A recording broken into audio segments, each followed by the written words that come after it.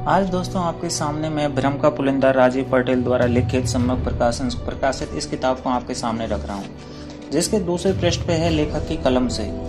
चलिए दोस्तों तो शुरुआत करते हैं। ब्रह्म का पुलिंदा बनाने वाले ब्रह्मवादी ग्रोहों के मुखिया ने सबसे पहले अपने सम्यक संस्कृति के पाली भाषा में प्रयुक्त होने वाले शब्दों जिनका भावार्थ सम्यक काल में गुणवाचक संज्ञा होता था, उन सभी गुणवाचक शब्दों को सम्यक अंतकाल में व्यक्तिवाचक संज्ञा और जातिवाचक संज्ञा के रूप में प्रत्यारोपण या इम्प्लांट कर दिया गया है, जिसके परिणाम स्वरूप आज उन शब्दों का सारा स्वरूप ही बदल गया। जैसे सम्यक काल में धर्म का अर्थ कुदरत का कानून लॉ ऑफ नेचर होता था, लेकिन सम्यक अंतकाल में धर्म का अर्थ एक समुदाय विशेष द्वारा किए जाने वाला कर्मकांड होने लगा। आज हर लोगों की मान्यता अनुसार धर्म का स्वरूप यही है। उसी प्रकार सम्यक काल में सभी विद्वानों को ब्राह्मण, सभी खेती करने वालों को खतियार, सभी गाय पालन करने वालों को गोपालक जैसे गुणवाचक संज्ञा नाम से संबोधन किया जाता था। जो ब्रह्मवाद के उदय के बाद से यह गुणवाचक संज्ञा नाम एक समूह विशेष को जातिवाचक नाम के रूप में दे दिया गया। सम्यक संस्कृति में भगवान, देव, ईश्वर गुणों के आधार पर दिया जाने वाला गुणवाचक उपाधि नाम था, जो सम्यक अंतकाल में व्यक्तिवाचक संज्ञा नाम बदल कर रह गया। सम्यक संस्कृति में पूजा गुण आदर्श के अनुसरण को कहा जाता है, जो सम्यक अंतकाल में होने वाली पूजा व्यक्ति विशेष के नाम पर दीप हवन प्रार्थना से जुड़कर रह गया।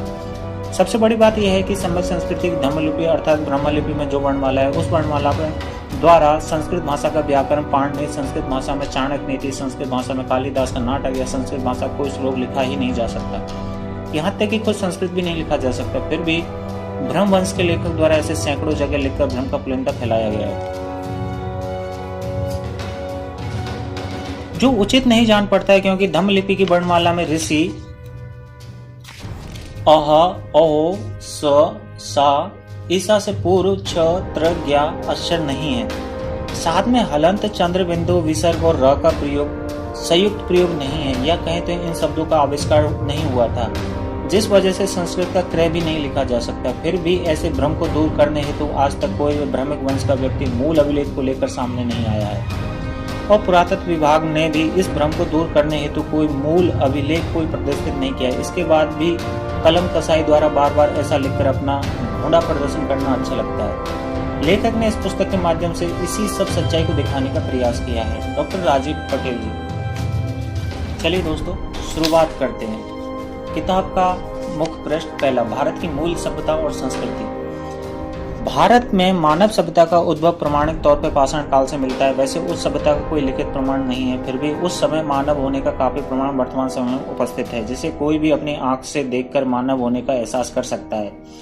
लिखा हुआ कुछ नहीं मिलने की वजह से इसे प्रागैतिहासिक प्री हिस्टोरी काल का इतिहास कहते हैं। पाषाण युग वह युग है जब मानव पत्थरों के सहारे अपना जीवन व्यतीत करता था, जैसे पत्थरों के बने गुफा में रहना, पत्थरों के बने औजारों से जानवरों का शिकार करना, पत्थरों को टकराकर आग पैदा करना। पाषाण काल को विस्तार से समझने के लिए इसे भी 3 श्रेणी में बांटकर समझते हैं और इसी पाषाण सभ्यता के विकास क्रम को देखते हैं। पहला है पूरा पाषाण काल, दूसरा है मध्य पाषाण काल, तीसरा है नव पाषाण काल। पहला पूरा पाषाण काल अर्थात पाषाण युग के पूर्व का काल प्रागैतिहासिक युग का वह समय था जब होमो सैपियंस यानी आधुनिक मानव के उदय और उसका आरंभ विकास हुआ था। इस समय मानव ने जानवरों के शिकार हेतु नुकीले पत्थरों के औजार के रूप में उपयोग करना सबसे पहले आरंभ किया था। इस दौरान मानव बनने का क्रमिक विकास हो रहा था। इस काल के बाद मध्य पाषाण युग का आरंभ हुआ।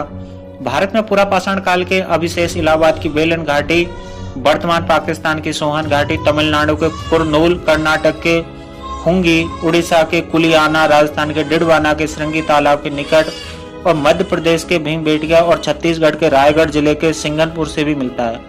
इन अवशेषों की संख्या मध्य पाषाण काल के प्राप्त अवशेषों से बहुत कम है। किताब का दूसरा पृष्ठ दोस्तों, इस काल को जलवायु परिवर्तन तथा उस समय के पत्थर के हथियार तथा औजारों के प्रकार के आधार पर निम्न 3 भागों में विभाजित किया गया है।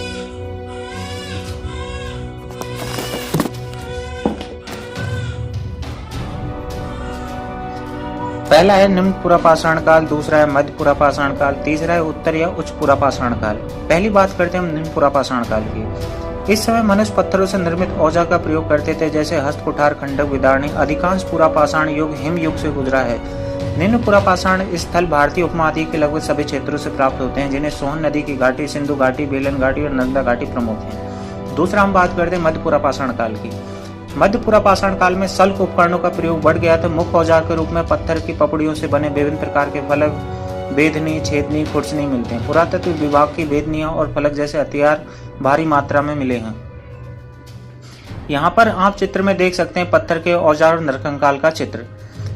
तीसरा है उच्च पुरापाषाण काल। इस काल में आर्द्रता कम हो गई थी तथा हिमयुग की अंतिम अवस्था थी। इस काल के औजार अधिक तेज व चमकीले थे। ये औजार हमें आंध्र, कर्नाटक, महाराष्ट्र, मध्य प्रदेश, दक्षिण उत्तर प्रदेश और बिहार के पठार से मिले हैं। दूसरा है मध्यपाषाण काल। मनुष्य के विकास का वह अध्याय जो पुरापाषाण काल और नवपाषाण काल के मध्य में आता है। कुछ विद्वान इस काल को 40,000 वर्ष ईसा पूर्व से लेकर 10,000 वर्ष ईसा पूर्व तक मानते हैं। तीसरा नवपाषाण काल भारतीय प्रौद्योगिकी के विकास की एक अवधि थी जिसकी शुरुआत मध्य पूर्व से 8 से 10,000 वर्ष ईसा पूर्व के आसपास हुई थी, जिसे पारंपरिक रूप से पाषाण युग का अंतिम हिस्सा माना जाता है। नवपाषाण काल में शैल चित्र का निर्माण होने लगा था जो आज पहाड़ी क्षेत्रों की गुफाओं में काफी मिलता है, लेकिन आज कुछ ज्यादा ही स्वार्थी भ्रमशील इतिहासकार हैं जो इस प्रकार के बने चित्रों को किसी मान्यता से जोड़कर परिभाषित करने का दिन रात प्रयास करते रहते हैं। इस प्रकार के प्रयासों को आप कितना उचित और कितना अनुचित कहेंगे स्वयं तय करें। मध्य प्रदेश का भीमबेटका और देव कुठार जिसको बोलते हैं कि पहाड़ी गुफा में मिलने वाले कुछ चित्रों को मैं रख रहा हूँ, उसे देखकर आप स्वयं अनुभव करें कि पाषाण कालीन युग में गुफा में रहने वाला मानव अगर कोई चित्रकारी करता था तो क्या वह आज के भ्रमशीलों के काल्पनिक तथा कथा पात्र राम, सीता, कृष्ण और अर्जुन की सभ्यता वाला पात्र का सदस्य बन जाएगा। इस शैल चित्र पर भ्रमशीलों की मान्यता को एक कहानी के माध्यम से समझें। एक बहुत ही न्यायप्रिय प्रतापी राजा हुआ करते थे। उनके दरबार में जब किसी प्रकार का जटिल विवाद आता तो उसे वे अपने अनुभव से चुटकी बजाकर सुलझा देते थे। एक समय की बात है कि राजा के दरबार में 4 व्यक्तियों ने गोलाकार पत्थर पर अपना अपना आधिपत्य जताते हुए राज दरबार में प्रवेश किया और दरबार में राजा से आग्रह किया कि महाराज हमारे विवाद को सुलझाए। आखिर इस पत्थर पर किसका अधिकार होना चाहिए। राजा ने पहले उस पत्थर को बहुत ही गौर से देखा, लेकिन उस पर कहीं भी किसी लिपि में कुछ लिखा हुआ नहीं मिल रहा था और न ही पत्थर का कोई खास स्वरूप भी मिल रहा था जिससे फैसला करने पर कोई सहारा मिलता। राजा थोड़ा चिंतित हुआ, फिर भी इस समस्या को सुलझाने में तल्लीन था क्योंकि राजा अपने न्यायप्रिय होने वाली उपाधि को खोना नहीं चाहता था। तभी राजा के दिमाग में एक बात कौंधी कि क्यों नहीं इन सबको अंदर व्याप्त वैचारिक ज्ञान का लगाव क्षेत्रीय जानकारी ली जाए। इस नाते राजा ने सभी का परिचय पूछा। चारों फरियाद ने बारी बारी से अपना परिचय बताने का क्रम शुरू किया, जिसमें पहले ने अपने को आपको सुनार बताया, तो दूसरे ने अपने को सुतार बताया, तीसरे ने शिल्पकार और चौथे ने कथाकार के रूप में अपना परिचय दिया। अब राजा को सारा माजरा समझ में आने लगा कि यहाँ चारों व्यक्तियों के पत्थर के वारिस बनने का झगड़ा नहीं, बल्कि चारों के अंदर अपनी वैचारिक आसक्ति की वजह से पत्थर के स्वरूप पर अपना अधिकार जमाने की लड़ाई है। इसी वजह से सुनार सोच रहा है कि यह पत्थर सोने की कसौटी, सुतार सोच रहा है कि यह पत्थर मेरे औजार की धार देने वाला सिलवट्टा है, तो शिल्पकार सोच रहा है कि यह पत्थर जिस पदार्थ से बना है उसे मेरी मूर्ति का निर्माण बेहतर होगा। तो कथाकार समझ गया कि यह पत्थर नहीं बल्कि ये मेरी कथा वाले पात्र शालिग्राम महादेव जी हैं। राजा ने सारे माजरे को भापते उस दरबार में तुरंत एक हाथी और 4 अंधे व्यक्तियों को उपस्थित करने का आदेश दिया। राजा के आदेश के अनुसार हाथी और 4 अंधे व्यक्तियों को दरबार में प्रस्तुत किया। अब राजा के दरबार में पूर्व आने वाले पत्थर के विवाद को सुलझाने हेतु हाथी को दरबार में बीचों बीच बनवा दिया। अब उन चारों अंधे व्यक्तियों से राजा पूछता है कि आप लोग बताओ कि दरबार के बीच में क्या रखा है। चारों अंधे व्यक्ति बारी बारी से बीच में बंधे हाथी के पास जाने की तैयारी करने लगते हैं ताकि राजा को बता सके कि दरबार में क्या रखा है। पहला वाला अंधा व्यक्ति हाथी को स्पर्श करता है, लेकिन संयोग से उसे हाथी के अंग पैर का स्पर्श होता है। वह पैर को भली प्रकार से टटोलकर आश्वस्त हो जाता है और अंत में राजा को बताते हैं कि महाराज यह कोई पेड़ का तना नहीं। अब तो दूसरे अंधे ने भी उसी प्रकार हाथी का अंग स्पर्श किया, लेकिन संयोग से उसके हाथी का सूंड पकड़ में आ जाता है। वह सूंड का बहुत अच्छे से मुआयना करता है, फिर महाराज से कहता है कि यह तो सूंड कोई पाइप लगता है। तीसरे अंधे की बारी थी। वह भी हाथी के पास जाकर उसके अंगों को स्पर्श करता है, लेकिन इस संयोग से हाथी की पूंछ आना थी। उसने हाथी की पूंछ को पकड़ कर खूब जांचा और उसके बाद महाराज से कहते हैं महाराज यह तो कोई झाड़ू कोई वस्तु है। पत्थर वाले फरियादी भी इसी घटना को गौर से देख सुन रहे थे।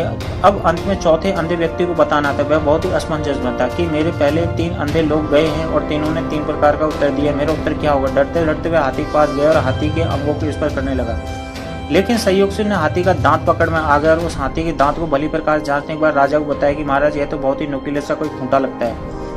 हाथी को टटोलकर 4 अंधे व्यक्तियों द्वारा 4 अलग अलग प्रकार के उत्तर बताए जाने पर दरबार में सभी लोग आश्चर्यचकित रहे थे। तभी राजा ने कहा आप लोगों के सामने दरबार में 4 आंख के अंधे आए हैं और आप लोगों के सामने साकार हाथी को स्पर्श करते हुए चारों ने जिस प्रकार से सच्चाई से अलग अलग होना सुनिश्चित किया, उसी प्रकार आप लोग भी इन्हीं चारों व्यक्तियों के जैसा अपने विवेक रूपी ज्ञान के अंधे होने की वजह से एक पत्थर को अपनी अंधी अनुभूति के द्वारा अलग अलग बता रहे हैं, जबकि सच्चाई से कोसों दूर है। वस्तुतः जिस प्रकार से वह हाथी था उसी प्रकार से यह भी किसी नदी का एक पत्थर है। अब तो आप लोग इस कहानी द्वारा समझ गए होंगे कि यह शैल चित्र भी पाषाण काल के रहे किसी कलाकार की अनुभूति की परिकल्पना मात्र थी। इसका आज की मान्यता से कोई लेना देना नहीं है। ऐसा तो पाषाण सभ्यता की खोज अंग्रेज सरकार द्वारा की गई थी। अंग्रेजों के आने से पहले भारत के तथाकथित भ्रमिक मनसियों को किसी भी पाषाण काल जैसी कोई सभ्यता की जानकारी नहीं थी। उसके पूर्व तो तथाकथित भ्रमिक ज्ञानियों ने अपने ग्रंथों के माध्यम से करोड़ों वर्ष पूर्व की सभ्यता का नाम सतयुग द्वापर रखा था, जिसमें काफी विकसित संस्कृति और उड़न खटोला के चलने वाले लोगों का वर्णन है। भ्रमिक ज्ञानियों तुम्हारे पूर्वजों के पास जो आग्नेयास्त्र, मिसाइल, संहारक चक्र, विशाल गदा से लैस सभ्यता वाले लोगों का वर्णन, फिर वैसी संस्कृति की जगह पर गुफा में रहने वाले पाषाण सभ्यता के मिलान कैसे कर रहे हो? पाषाण काल के समय से तन को ढकने हेतु वस्त्र का आविष्कार भी नहीं हुआ था। फिर उस चित्रकारी से सतयुग और द्वापर के पात्रों की जुगलबंदी करने वाले भ्रमशील ज्ञानी गणों आपके पूर्वज लोग कपड़ा कैसे पहनते थे? पाषाण काल के बाद एक संस्कृति भी मिलती है। इस सभ्यता की जानकारी 1826 ईस्वी में अंग्रेजी अधिकारी चार्ल्स मैसन द्वारा किसी कार्य करने के दौरान मिली थी।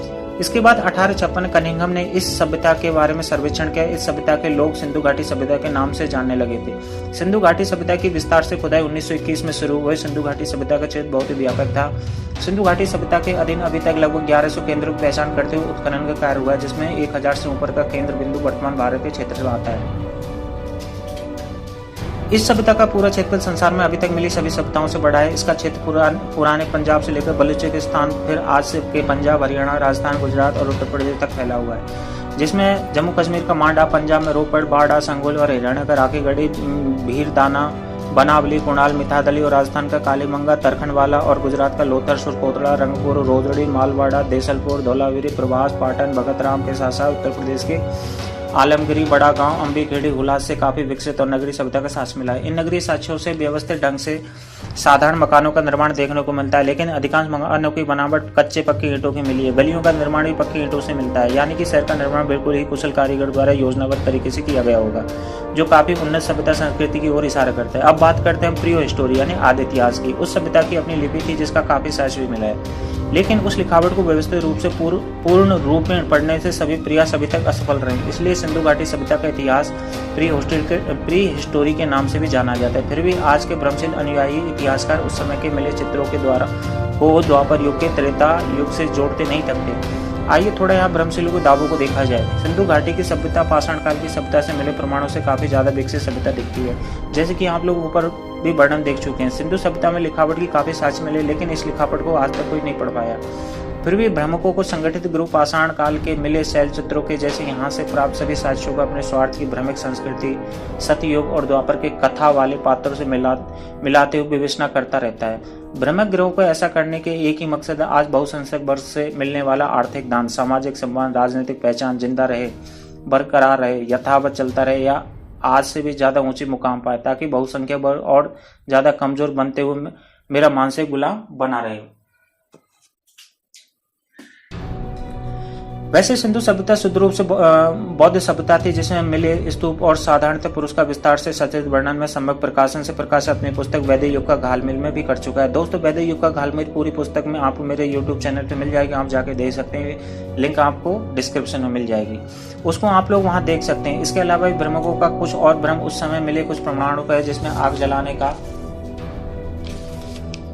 बैल का चित्र, किसी गाड़ी के चक्के का साक्ष्य मिला है, जिसकी सचित्र चर्चा मैं नीचे कर रहा हूँ। आप लोगों के ऊपर पाषाण काल के बने शैल चित्र पर दावेदारी देगी। उसी प्रकार यहाँ भी कुछ भ्रमकों अनुयायी अपनी काल्पनिक मान्यता की वजह से कुछ चित्रों पर यह कहते हैं कि यह हवनकुंड महादेव जी का नंदी बैल और महाभारत कृष्ण का रथ हो सकता है। हो सकना और होना में कितना अंतर है, इस बात की समझ आज तक भ्रमक लेखक और उसे संगठित ग्रोह को नहीं है। सबसे पहली बात कि भ्रमकों का सतयुग या द्वापर युग जब उन्नत था, उस समय प्लास्टिक सर्जरी की तकनीक विकसित थी, रॉकेट विज्ञान की जानकारी थी, उड़न खटोला जहाज का आविष्कार कर लिया था, विश्व गुरु था। फिर आज अपने वजूद को स्थापित या प्रमाणित करने हेतु तुम लोग इतने प्रकार के छल प्रपंच के आलम्बन का सहारा क्यों ले रहे हो? सतयुग और द्वापर काल को इतना ज्ञानवान बताने वाले तुम्हारे द्वारा लिखित कथा के पात्रों को लिखना नहीं आता क्या? तुम लोगों तो अपनी सभी पुस्तकों के माध्यम से सतयुग और द्वापर युग वाली कथा के पात्रों से ज्ञान में वर्षा करवाते रहते हो। फिर वह सारा ज्ञान आज कहाँ खो गया? उस समय का कौन सा लिखित साक्ष्य तुम लोगों को मिला है? श्रुति भी नहीं कह सकते, क्योंकि इस काल की जानकारी तो अंग्रेज सरकार के समय हुई थी। फिर तुम लोग कैसे किस प्रकार आज इतना प्रचारित कर रहे हो? तुम लोगों ने समाज में इतना भ्रम फैला दिया है कि आज हर चित्रों के साथ स्पष्टीकरण देना पड़ता है। इस अग्नि वाले चित्र को देखो, इस चित्र को गौर से देखो। यह घर के अंदर पूरे कमरे में अग्नि जलाने का प्रमाण है। उस कमरे के पास कोई मंत्र तंत्र लिखा हुआ मिला है क्या? बगैर मंत्र का कहीं भी आग जला हुआ मिला है, तो क्या उसे भ्रम बनाकर तंत्र मंत्र से जोड़ना उचित है? भ्रम के वंशज आज तुम लोग अपने ऐसा कभी पूरे कमरे में आग जलाकर कोई कर्मकांड करते हो? तुम लोग तो आज खुले में तंत्र मंत्र करते हो। भ्रम को तुम लोग तो हाथी का पैर पकड़ पेड़ का तना बताने वाले लोग हो। तुम लोगों को क्या पता है कि पूरे कमरे में आग लगाकर क्या किया जाता है? तुम लोगों की बेचैनी देखकर लगता है कहीं मुर्दा जलने का प्रमाण या कोई खाना बनाने का निशान ईंट भट्टी की जली हुई पहचान को भी किसी कर्मकांड स्थल से जोड़कर बता सकते हो। तुम लोगों की बेचैनी देखकर हंसी आती है, भला कोई अपने घर में आग जलाकर कर्मकांड करेगा। आज भी गांव में कुछ तकनीकी जानकारी है जो अपने घर के किसी कमरे में आग जलाते हैं। कभी समय मिले तो गांव में चले जाना, वैसा नज़ारा देखने को मिल जाएगा। गांव में मिट्टी के बर्तन बनाने वाले कुम्हार पंडित होते हैं जो अपने मिट्टी के बने कच्चे बर्तनों को पकाने हेतु भट्टी का उपयोग करते हैं जो विभिन्न सिंधु सभ्यता में मिले भट्टी जैसा होता है। दूसरा, फलों की खेती करने वाला एक तकनीकी समुदाय जो अपना कच्चा फल केला को पकाने हेतु इसी प्रकार के कमरे में भट्टी का उपयोग करता है। यह तकनीकी सिंधु सभ्यता से निरंतर चली हुई आ रही है, जिसे आज भी गाँवों कस्बों में देखा जा सकता है। लेकिन ब्रह्मवादियों को तो सिर्फ भ्रम का माया जाल फैलाने से मतलब है। भ्रम को भ्रम के जंजाल से निकलो, जो मैं तुमको आज भी गाँव में ऐसी भट्टी दिखा सकता हूँ। दूसरा, अंग्रेजों द्वारा सिंधु सभ्यता की खुदाई से एक सील मिला है जिसपे बैल का चित्र बना। फिर क्या था? सभी ब्रह्मवादी उस बैल के चित्र को देखकर आदि शंकर द्वारा स्थापित मायावादी वाले शैव पंथ के शंकर पार्वती के नंदी बैल में लगाने में लगे हुए हैं। भ्रम का जंजाल फैलाने वालों, खेती करने का साथ सिंधु सभ्यता से पूर्व मिलता है। इस बात की जानकारी तुम लोगों को है या नहीं, यह मुझे नहीं मालूम, लेकिन यह जान लो कि सिंधु सभ्यता से पूर्व बोलन नदी के किनारे मेहरानगढ़ की सभ्यता मिली है जिसमें खेती और पशुपालन का साक्ष्य मिला है। अब यह तो नहीं बताना पड़ेगा कि खेती बैल से होती है। मेहरानगढ़ से लेकर आज तक जो भी खेती करने वाले किसान है वे सभी बैल का उपयोग करते हैं। बैल से अन्नदाता किसान को जीविकोपार्जन होता है, इसलिए अन्नदाता वर्ष के प्रारंभ में अपने बैलों की पूजा भी करते हैं। अब तुम लोग खेती करने वाले अन्नदाता किसान घर में जाकर बैलों को देख सकते हो। कुछ किसान बैलों को सजा सवार कर रखने के मिजाज वाले होते हैं, इसी वजह से बैलों की खूबसूरती देखने ही बनती है। वैसे बैलों का फोटो भ्रमकों को आज मिल जाए तो यह स्वयं शंकर बनकर तांडव करने लगेंगे।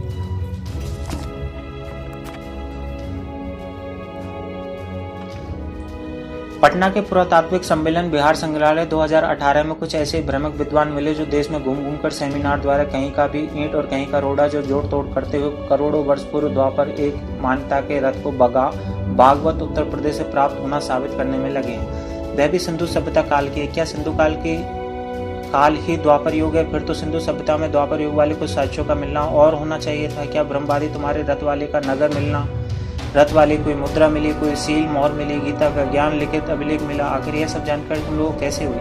यह रथ इन पूर्वज द्वारा लिखित एक काल्पनिक कथा में सृष्टि के रचयिता का है। यह जानकारी कितनी हास्यद लगती है कि जो स्वयं सृष्टि का रचयिता हो और उसके द्वारा उपयोग में लाई गई रथ को सत्यापित करने हेतु तो आज भ्रमकों को सत्ता और शिक्षा को विकृत करना पड़ रहा है। और जब उसकी सृष्टि का निर्माण कर सभी का प्रमाण छोड़ा तो फिर अपने रथ से भी ज्यादा महत्वपूर्ण गीता ज्ञान को लिपिबद्ध क्यों नहीं किया?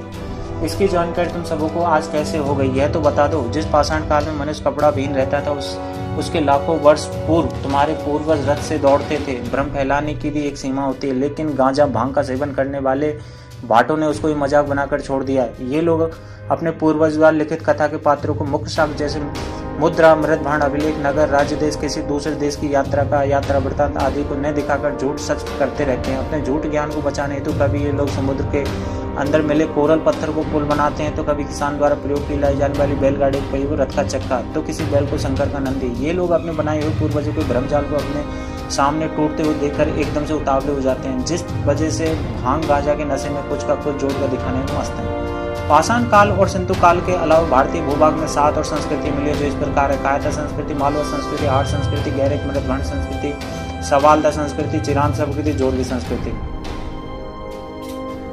भ्रमशील जातियों के अनुसार यही वह काल है जब वैदिक युग स्थापित था। भ्रमशील लोग गांजा भांग का सेवन करते हुए इन सभ्यताओं में कुछ देखो।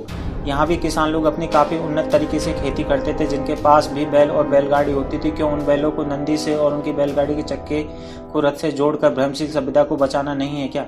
इन सभी संस्कृतियों के बारे में ज्यादा जानने हेतु मेरे द्वारा लिखित और सम्यक प्रकाशन प्रकाशित पुस्तक वैदिक युग का घालमेल को पढ़े। दोस्तों, पहले बड़ा पुस्तक वैदिक युग का घालमेल पुस्तक का ऑडियो फॉर्मेट आपको डिस्क्रिप्शन में मिल जाएगा।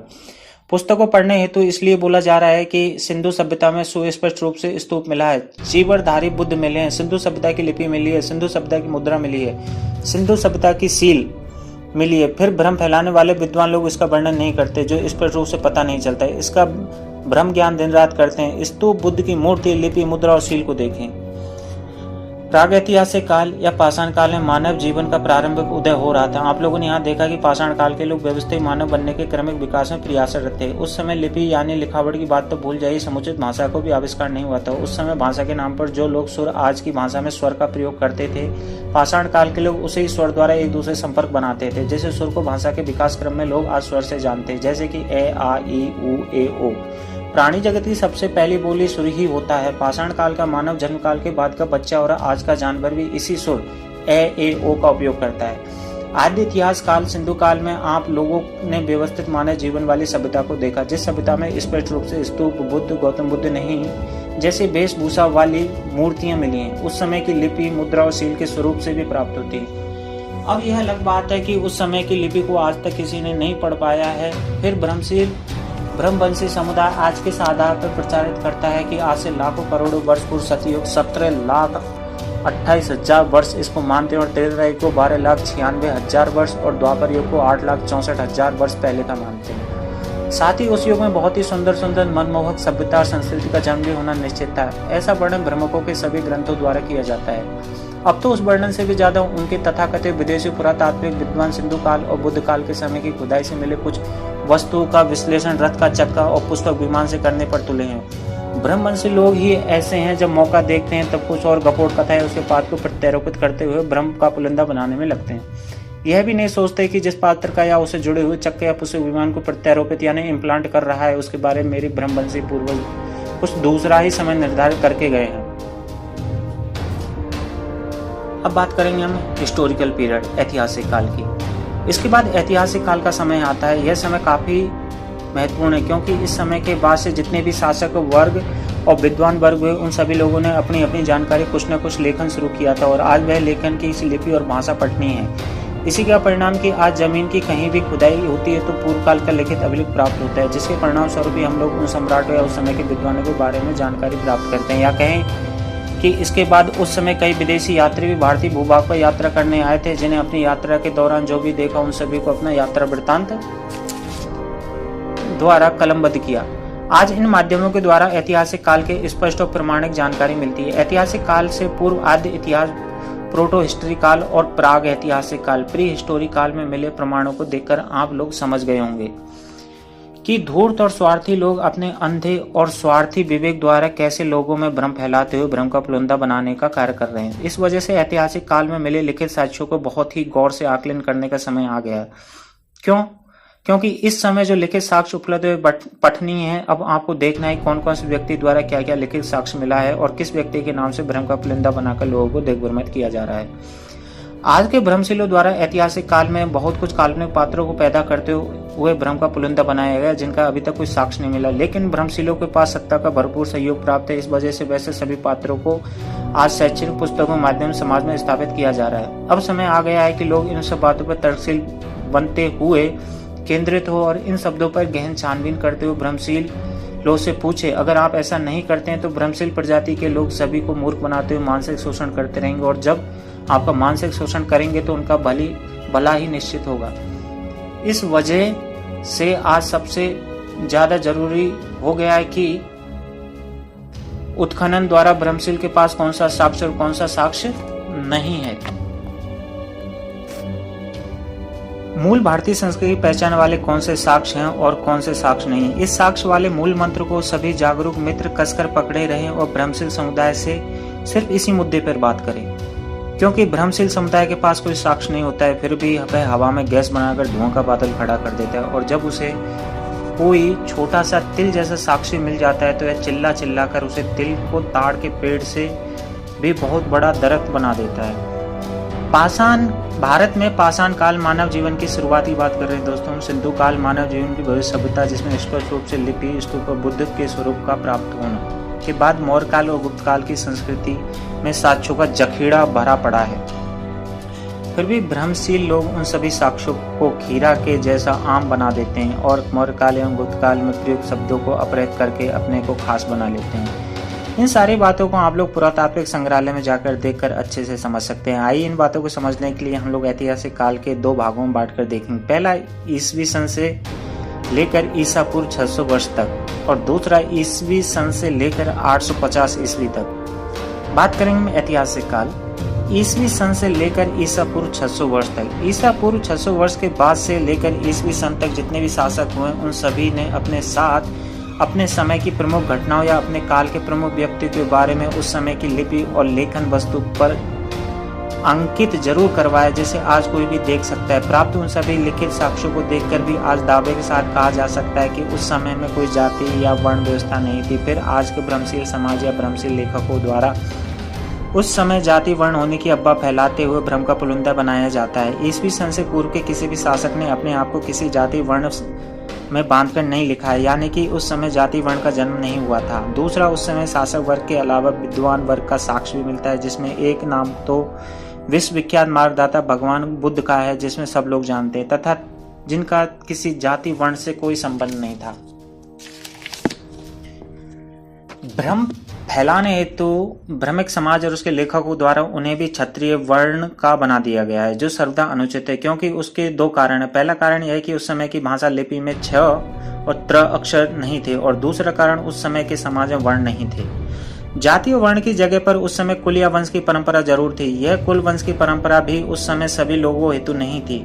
यह परंपरा सिर्फ उन लोगों पर लागू होती थी जो उस समय के राजा या जनपद के प्रमुख होते थे, जिनका जनपद, महाजनपद, गणराज्य या देश पर आधिपत्य होता था। ऐसे लोग ही अपनी पहचान को सार्वजनिक करने हेतु या लोगों को संबोधन करने हेतु अपने कुल वंश का नामकरण करवाते हैं, क्योंकि उस समय राजा राज करने वाली प्रणाली राजतंत्र ही थी, जिसमें राजगद्दी पर उस परिवार का कोई भी सदस्य आसीन होता रहता था, जिसकी वजह से राजा का नाम हमेशा बदलता रहता है। इसी नाम बदलने वाली प्रथा से बचने हेतु उस समय वंश परंपरा का निर्माण हुआ, ताकि राजा बदलने के बाद भी राजवंश नाम एक बना रहे।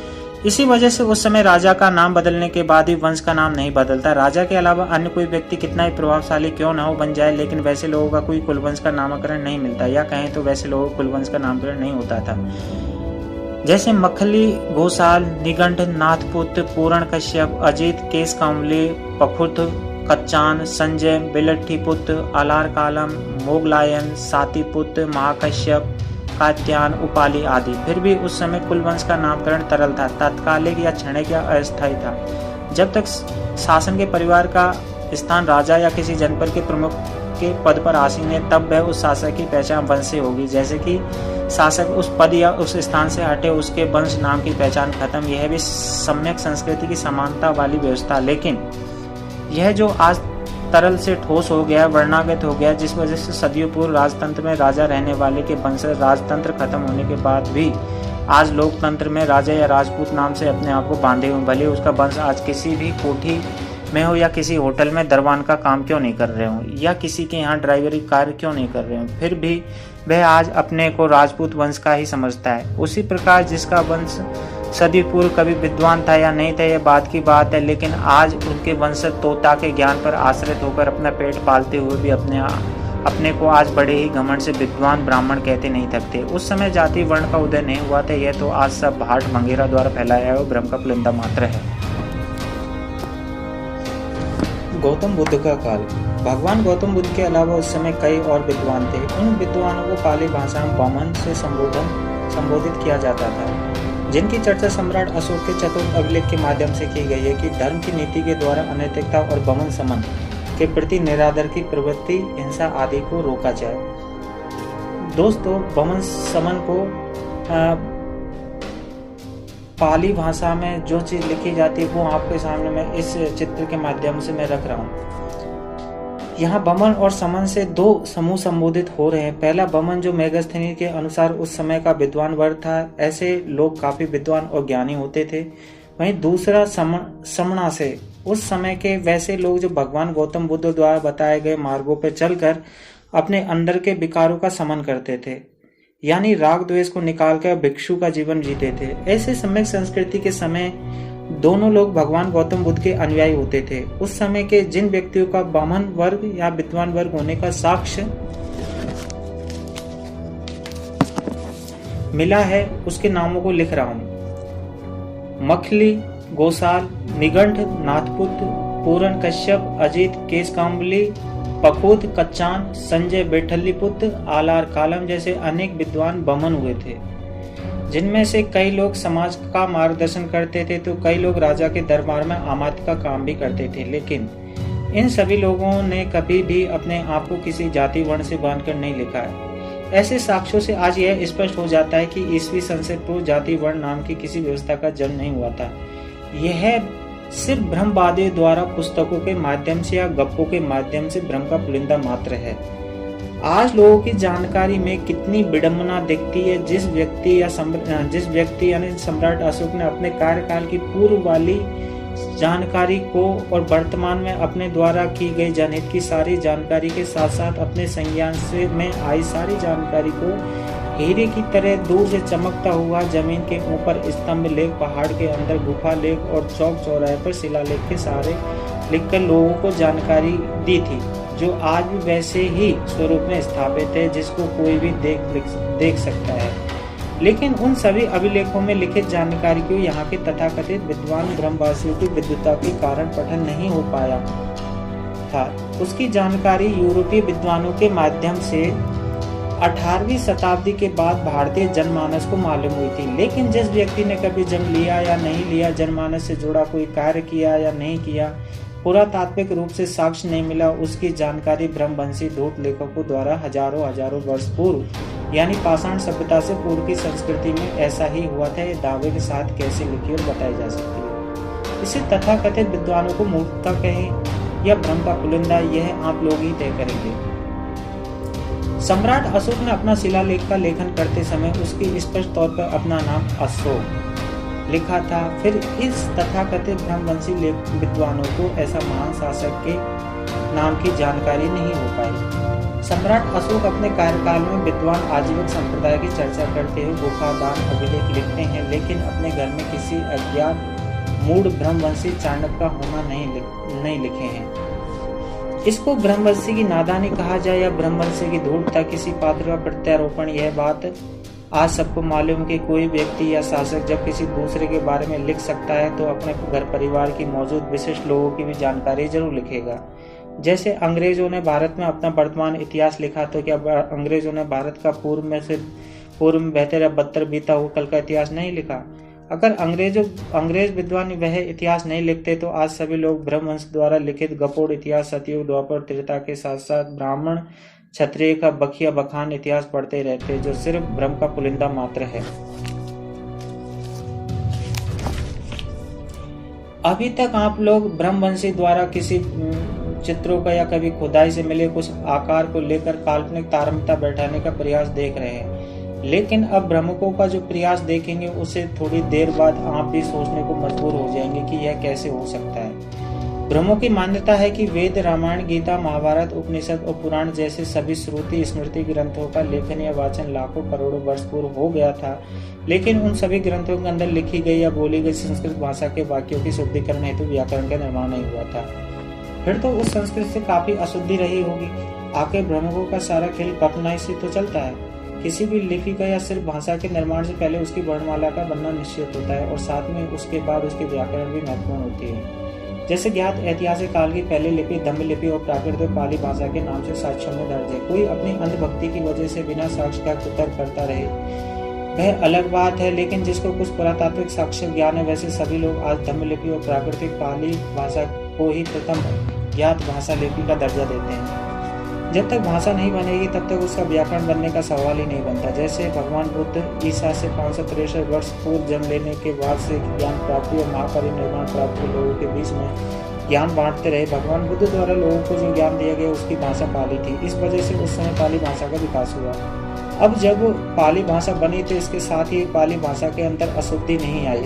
इसके लिए इसके व्याकरण की आवश्यकता हुई। इसी वजह से पाली के व्याकरण निर्माण में कच्चायन या महाकच्चायन और मोद गल्याण का नाम जुड़ गया है। बाद में कच्चायन भी भगवान गौतम बुद्ध के शिष्य बन गए थे, लेकिन संस्कृत भाषा और संस्कृत व्याकरण का निर्माण किसने और कब किया इसका आज तक कोई पुरातात्विक प्रमाण ऐसा क्यों?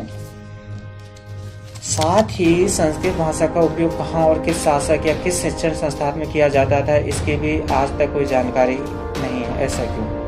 इस विषय पर आज तक कोई भी इतिहास वेदता प्रमाण के साथ न खुलकर लिखते हैं और न खुलकर सार्वजनिक मंच में कुछ बोलते हैं। आखिर ऐसी चुप्पी क्यों? बात करेंगे हम पढ़ने की। ब्रह्मकों ने संस्कृत भाषा का जन्म अज्ञात लाखों वर्ष पूर्व के नाम का एक भ्रम तो फैला दिया, लेकिन उस संस्कृत भाषा की लयबद्धता हेतु व्याकरण वाले को स्थापित करना भूल गए थे। जिसकी वजह से भ्रमशीलों को संस्कृत व्याकरण हेतु ईसा से लगभग 600 ईस्वी पूर्व में आकर जन्म का सही समय अभी तक निश्चित नहीं हुआ और अज्ञात स्थान भी अभी तक लोग निश्चित नहीं कर पाए हैं कि इनको जन्म होना कहाँ और किस घर में दिखाया जाए। पर यह एक अदृश्य भ्रमिक विद्वान को पैदा करना पड़ा, जिसका नाम इन लोगों को पाणिनि रखना पड़ा। इन गपुड़ियों के अनुसार पाणिनि संस्कृत के प्रकांड विद्वान थे। इसी वजह से पाणिनि ने संस्कृत व्याकरण में अष्टाध्यायी अर्थात 8 अध्याय वाली महर्षि संग्रहालय द्वारा रचित संस्कृत व्याकरण का एक अत्यंत प्राचीन ग्रंथ 600 ईसा पूर्व लिखा था, जिसमें 8 अध्याय, प्रत्येक अध्याय में 4 पाद हैं, प्रत्येक पाद में 38 से 220 तक सूक्त हैं। इस प्रकार अष्टाध्यायी में 8 अध्याय, 32 पाद और सब मिलाकर लगभग 4000 सूत्र हैं। लेकिन पाणिनि द्वारा लिखा हुआ वह अष्टाध्यायी संस्कृत व्याकरण ग्रंथ आज तक किसी खुदाई में नहीं मिला है। पता नहीं भ्रमकों को कौन से सूक्ष्मदर्शी यंत्र या माइक्रोस्कोप द्वारा पाणिनि द्वारा लिखित अष्टाध्यायी पुस्तक दिख गई और उस पुस्तक के अंदर लिखी हुई ज्ञान की जानकारी मिल गई। मध्य प्रदेश के सतना जिले में भरूच स्थान से एक शिलापट मिला है, जिसको देखकर भ्रमशीलों द्वारा आज पाणिनि को स्थापित किया जा रहा है। इसे आप लोगों के बीच में रख रहा हूँ, आप लोग इस शिलापट को गौर से देखें। सही से यह अगर पाणिनि का शिलापट है तो यह अपने शिलापट में धम्मलिपि यवमझ लिखा हुआ स्पष्ट नहीं है कि बाद कुछ शब्द क्यों लिखा है। या तो यह पाणिनि नहीं है या अभी तक पाणिनि के नाम पर चली भाषा को संस्कृत बनाकर लोगों को झांसा दिया जा रहा है। सबसे बड़ी बात है कि आज तक भ्रमबाजों को पाणिनि का जन्म स्थान और जन्म समय की जानकारी नहीं है, फिर भी सभी लोगों के बीच में पाणिनि और उसके द्वारा विकसित संस्कृत का होना बताते रहते हैं। यह चित्रकारी की हुई शिलापट भरूच में खुदाई से मिली है। इस चित्र को देखकर वेद वाणी वितान प्राच्य विद्या शोध संस्थान के निदेशक सुधुम्न आचार्य ने इस संग्रहालय और बर रुचि से जुड़ी कहानी का हिस्सा माना है। अब हिस्सा माना है, इसके बारे में कुछ लिखा है। एक बात बता दूं कि धम्म लिपि, जिसे आज साहित्यिक भाषा के रूप में प्राकृतिक लिपि या ब्राह्मणी लिपि कहा जाता है, कि वर्णमाला द्वारा वैदिक संस्कृत कभी नहीं लिखी जा सकती, क्योंकि वैदिक संस्कृत में चंद्र बिंदु शब्दों के अंत में हलंत, विसर्ग और सबसे ज्यादा वर्णमाला ऋषि औ, अह, श, स, छ, त्र, ज्ञ से बनने वाले शब्द हैं, जो धम्म लिपि की वर्णमाला में ऐसे स्वर व्यंजन नहीं है। दूसरी सबसे अहम बात यह है कि धम्म लिपि की वर्णमाला में जब ऋषि स्वर नहीं है तो उस स्वर द्वारा संस्कृत कैसे लिखा जाएगा।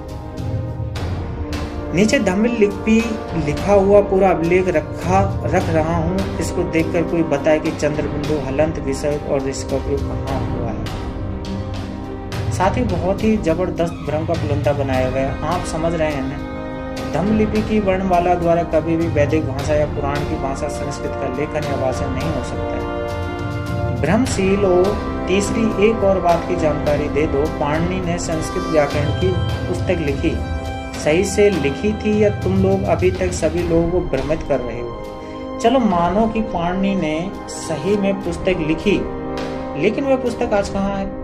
आज इस बात की जानकारी कितने लोगों को है कि ईस्वी सन से लेकर ईसा पूर्व 600 वर्ष तक में जो भी लिखा हुआ मिला या लिखा जाता था वह सब शिला पत्थरों पर है, जिसे शिलालेख कहते हैं, क्योंकि उस समय लेखन हेतु कागज, तामपत्र, भोजपत्र, ताड़पत्र या अन्य किसी वस्तु का आविष्कार नहीं हो पाया था, जिस वजह से उस समय के सभी लोग अपने लेखन हेतु शिलाओं के अलावा कुछ भी उपयोग नहीं करते थे। फिर भाट भंगेड़ो महोदय अपने संस्कृत लेखन वाले भ्रम पर कुछ बोलो तो सही कि शिलाओं पर लिखा हुआ पाणिनि का वह संस्कृत व्याकरण किस जगह की खुदाई से मिली है और आज के समय में पाणिनि का वह लिखित शिलालेख किस संग्राम में सुरक्षित रखा है। मेरी बात अगर तुम्हारे कानों तक पहुंच जाए तो इसके बाद पाणिनि के शिलालेख की खोज, चाणक्य नीति शास्त्र का शिलालेख, वाल्मीकि का रामायण का शिलालेख, मनु का मनुस्मृति शिलालेख, वेद व्यास का महाभारत गीता का शिलालेख नाम पर एक धारावाहिक बनाकर दूरदर्शन पर जरूर चलाना, ताकि तुम्हारे ऊपर से लोगों का भ्रम का पुलिंदा बनाने की उपाधि दूर और तुम्हारे अनुयायियों का विश्वास भी लोगों पर बना रहे, विश्वास भी तुम लोगों पर बना रहे। अगला पेज है दोस्तों, पेज नंबर 30 पे। अभी तक तुम लोग सिर्फ ईश्वर की खोज के नाम का धारावाहिक बनाकर दूरदर्शन में दिखाते हो। क्यों? सही बोला ना। इस पुस्तक को पढ़ने के बाद अभिलेख की खोज नाम से धारावाहिक बनाओ, कैसा रहेगा? ब्रह्मभाट के वंशज लोग जिस काल में पाणिनि की स्थापित करने में लगे हैं, उस समय मध्य भारत में 16 महाजनपदों का उल्लेख मिलता है। इन महाजनपदों का नाम क्रम से मगध, अंग, बज्जी, मल्ल, काशी, कौशल, कुरु, गांधार, कंबोज, अवंती, चेदी, अस्मर, मध्यस्थ, पांचाल, सुरसेन, वत्स, जिसमें बिंबिसार का शासन मगध और अंग पर था। उन सभी महाजनपदों की अपनी मुद्रा होती थी जो आज उत्खनन में मिली है। उस मुद्रा को पंचमार की मुद्रा बोला जाता है। उन सभी पंचमार की मुद्राओं को उस समय की लिपि द्वारा सांकेतिक तौर पर महाजनपद के नाम का पहला अक्षर या उस महाजन के प्रमुख व्यक्ति के नाम का एक अक्षर अंकित मिला है, जैसे स, म, ब। उस अंकित अक्षर को आज कोई भी देख वे साथ में पढ़ भी सकता है, क्योंकि वह अंकित अक्षर धम्म लिपि में है। उत्खनन से प्राप्त पंचमार की मुद्राओं में से कुछ मुद्राओं पर बड़ी ही विशेष निशान व पहचान मिली है। इस निशान को देखकर जानकर ब्रह्मवंशियों की आस्था हिल जाए, क्योंकि वे लोग सिर्फ कागज पर लिखे लोगों के मुंह से सुनी बातों के ज्ञान पर ही गर्व करते हैं। सच्चाई का उन्हें अभी तक पता नहीं, शायद किसी ने उन्हें पुरातात्विक साक्ष्यों पर आधारित वास्तविक तथ्यों को उनके समझ प्रस्तुत नहीं किया। इसी कारण आज तक इन निशानों पर ब्रह्मवंशी लोग अपना कुछ दैनिक दावा ठोकते आ गए। ऐसे एक पंचमार की मुद्रा पर एक साथ बोधि, वृक्ष, चैत्र और स्वास्तिक का निशान बना है। अब यह तो पता है कि चैत्र और बौद्ध वृक्ष की किस संस्कृति के वाहक हैं, यानी स्वास्तिक निशान भी संबक संस्कृति निशान में पहचान है। इस स्वास्तिक चिन्ह पर ब्रह्म भाटों द्वारा सिर्फ ब्रह्म का पुलिंदा बनाया जा रहा है। पंचमार की एक मुद्रा जिस पर रथ बना हुआ, उस ब्रह्म भाटों के समझ प्रस्तुत कर रहा हूँ, ताकि ब्रह्म भाटों के तथाकथित विद्वान लोग रथ में सवार व्यक्ति से अपना खून का रिश्ता जोड़कर रथ सवार का नाम बता सके। पंचमार की मुद्रा पर रथ और रथ सवार का चित्र बना है। अब ब्रह्मवंशी कलम कसाई लेखक रथ पर सवार व्यक्ति को क्या नाम देंगे? सम्मक संस्कृति में जब भगवान बुद्ध की मूर्ति बनने की परंपरा नहीं थी, उस समय बोध गया में पहली बार सम्राट अशोक ने बोधि वृक्ष के नीचे भगवान बुद्ध का पद निशान बनाया, यानी श्रीपाद, जिसे श्रीपाद कहा जाता है। आज वैसे अनेक श्रीपाद मिले हैं जिस पर स्वास्तिक, धम्मचक्र, त्रिरत्न का निशान देखने को मिला है। सबसे नीचे में जो श्रीपाद देखे हैं वह श्रीपाद स्वाद घाटी से मिला है, जिस पर श्रीपाद पे खरोष्टी लिपि में बौद्ध साका मुनीसा लिखा हुआ है। आज अगर इस श्रीपाद पर साका मुनीसा नाम नहीं होता तो आज के कलम कसे लोग इसे श्रीपाद पर अपने पुरखों की दावेदारी करते हुए ब्रह्म का पुलिंदा बनाते रहते।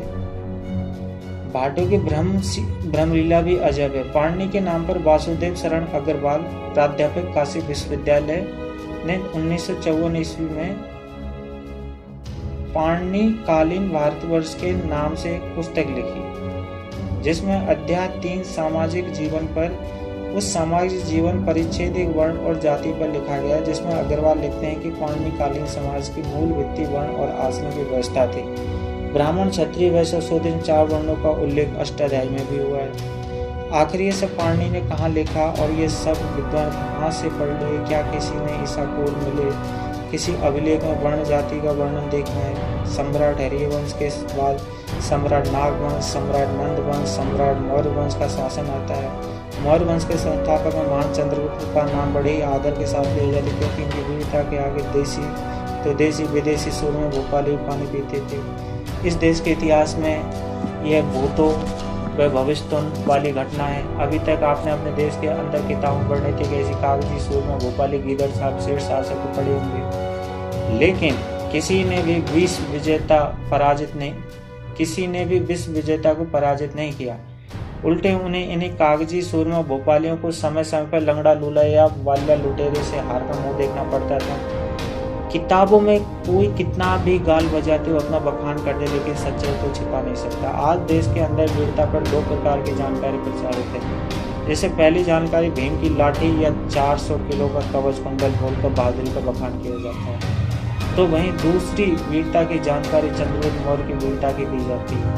अब इन दोनों जानकारियों में बहुत ही बड़ा फासला है। वीरता की पहली कहानी सिर्फ देश के अंदर के लोगों को बताई जाती है, तो वही वीरता की दूसरी कहानी देश विदेश में सभी लोगों को बताई जाती है। इसका कारण तो आप लोग समझ ही गए होंगे, या इस पर भी कुछ बताना होगा। बात यह है कि भारत में हर जानकारी को देशी और विदेशी हेतु अलग अलग बनाकर रखा गया है। जैसे भारतीय हेतु बनी पुस्तकों आदर्श पुस्तक का चयन प्रमुखों की कथा कहानी वाले पात्रों से किया जाता है। तो वहीं भारतीय पुस्तकें जब विदेशों में जाती हैं तो वहाँ के लोग इन पुस्तकों के माध्यम से भारतीय आदर्श पुरुष की जानकारी प्राप्त करते हैं। तो ऐसी पुस्तकों में आदर्श पुरुष का चयन पुरातात्विक रूप से प्रमाणित भगवान महावीर को जाता है। चंद्रगुप्त मौर्य और सेल्यूकस का सारा घटना चक्र उत्खनन द्वारा पुरातात्विक विभाग से अभी प्रमाणित है। साथ ही इन सभी घटनाओं का वर्णन यूनानी लेखकों द्वारा यूनानी भाषा में लिखित उसको भी अंग्रेजी अनुवाद करते हुए प्रमाणित किया गया है। इस पर कोई किसी प्रकार का भ्रम नहीं पाले, क्योंकि यह अभी तक इतिहास में अद्वितीय घटना है। चंद्रगुप्त मौर्य के सत्ता पर बैठने के बाद उत्तर पश्चिम सीमा पर सिकंदर यानी अलेक्जेंडर के सेनापति सेल्यूकस निकेटर के साथ भयंकर युद्ध हुआ। सेल्यूकस को हार का मुख देखना पड़ा। इस हार के बाद सेल्यूकस के अंदर चंद्रगुप्त मौर्य के नाम से खौफ बैठ गया। अब तो उसे किसी भी प्रकार से चंद्रगुप्त मौर्य से संधि की जुगत लगानी थी। अंततः उसे अपना साम्राज्य खत्म होने का डर सताने लगा। आगे इसी का प्रमाण है कि दो राजाओं के बीच दुश्मनी को पारिवारिक संबंध में बदलने हेतु सेल्यूकस ने चंद्रगुप्त मौर्य से अपनी बेटी हेलेना की शादी की तथा साथ साथ पश्चिमी भूभाग का बहुत बड़ा हिस्सा हिरात, कंधार, काबुल, बलूचिस्तान जैसे उन्नत भूभाग मगध सम्राट के चरणों में सुपुर्द किए। न होने के बाद भी सिकंदर के अंदर बैठा डर पूरी तरीके से खत्म नहीं हो रहा था। इसी वजह से उसने इतना होने के बाद भी एक यूनानी विद्वान मेगास्थनीज को शांति दूत के रूप में मौर्य दरबार में भेजा था, ताकि आगे किसी प्रकार की कोई परेशानी न हो। दोस्तों, यहाँ पर एक सोचने वाली बात है कि मेगास्थनीज की जो घटना है कि वो बाहर कैसे आया, वो यहाँ पर आपको सही तरीके से पता चलेगी। राजीव पटेल जी ने ब्रह्म की पुलिंदा में बहुत सारी चीज़ों का इस तरह का बखान किया है दोस्तों, जो मुझे काफ़ी किताबों में देखने को नहीं मिला। तो आपको बहुत कुछ और इस पुस्तक में भी जानने को मिलेगा। अभी इस किताब के 34वें पन्ने पे मैं हूँ, बाकी मैं पूरी किताब आपके सामने रखने का प्रयत्न कर रहा हूँ। आगे हम बात करेंगे दोस्तों चाणक्य की। ब्रह्मशील समुदाय को चंद्रगुप्त मौर्य की शौर्य गाथा वाली सारी जानकारी अंग्रेजी सरकार के आने के बाद प्राप्त होती है। यही वजह है कि अंग्रेज के पूर्व काल में ब्रह्मकों द्वारा गढ़ी गई किसी कहानी में चाणक्य की कोई गाथा वाली कहानी नहीं। लेकिन जब अंग्रेजी विद्वान द्वारा मौर्य शासक की जानकारी इस प्रकार से बताई गई तो ब्रह्मकों में खलबली मच गई कि बगैर ब्रह्मकों के सहयोग से कोई इतना बड़ा शासक कैसे बन गया। अगर बन भी गया तो अभी अच्छी बात नहीं थी, उस जानकारी को अपकृत करना ही होगा। साथ ही उस प्रमाणिक वीरता का सारा श्रेय किसी ब्रह्मवंश के पात्र को जाना चाहिए। बस इसके बाद ब्रह्मशील समुदाय द्वारा मौर्य काल के महान संस्थापक चंद्रगुप्त मौर्य के दरबार में नीति निर्धारण हेतु ब्रह्म समुदाय का एक काल्पनिक पात्र चाणक्य प्रबंधक के रूप में उदय कराया। ऐसा मैं नहीं बल्कि चाणक्य के बारे में मिला घुसपैठ के प्रमाण कहता है। इसी पात्र के विस्तार पूर्वक जानकारी मेरी सम्यक प्रकाशन से प्रकाश पुस्तक बुद्धिजीवियों का षड्यंत्र में मेगास्थनीज के हवाले से दी गई, जिसे आप लोग देख सकते हैं। दोस्तों, बुद्धिजीवी की षड्यंत्र बुक भी राजीव पटेल जी की मैंने आपको ऑडियो फॉर्मेट में डाल रखी है, उसका लिंक आपको डिस्क्रिप्शन में मिल जाएगा, आप वहाँ जाके सुनते रहें। और दोस्तों, अगर मेरी ये कोशिश आपको अच्छी लगती तो चैनल को लाइक करें, सब्सक्राइब करें, शेयर करें, और आपके सहयोग की ज़रूरत है मुझे। तो चलिए दोस्तों, आगे हम बढ़ते हैं बुक में।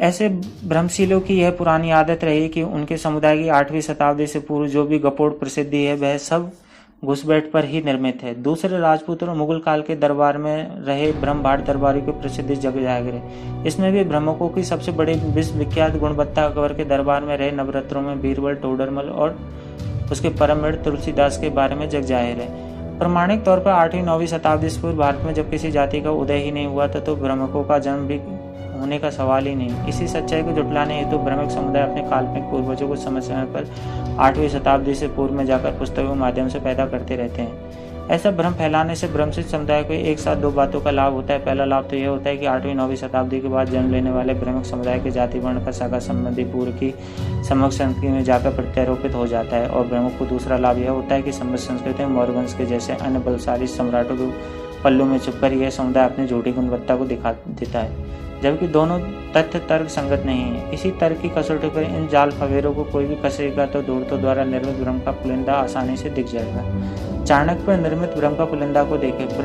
ब्रह्मबाजों ने अपने गपोड़ता वाली आदत की वजह से चाणक्य को इतना बखान कर दिया कि आज वहीं उसके गले का फंसा बन गया। जैसे चाणक्य द्वारा चाणक्य नीति और चाणक्य अर्थशास्त्र की जानकारी तो काफी प्रमुखता से जग जाहिर करना है। अब इस बात की जानकारी तो सभी को है कि चंद्रगुप्त मौर्य या उस समय रहे सभी सम्राट विद्वान लिखी जानकारी खुदाई में मिली। साथ ही उस खुदाई में जो भी लिखित शास्त्र मिला है वह सारा लिखा हुआ पत्थरों पर मिला है। इस बात से आज सब लोग सहमत हैं कि मौर्य काल का सारा लिखित अभिलेख शिला पर मिला है। फिर चाणक्य का लिखित ज्ञात शिला पर उत्तर कब और कहाँ मिला, इसकी भी जानकारी दी जाए।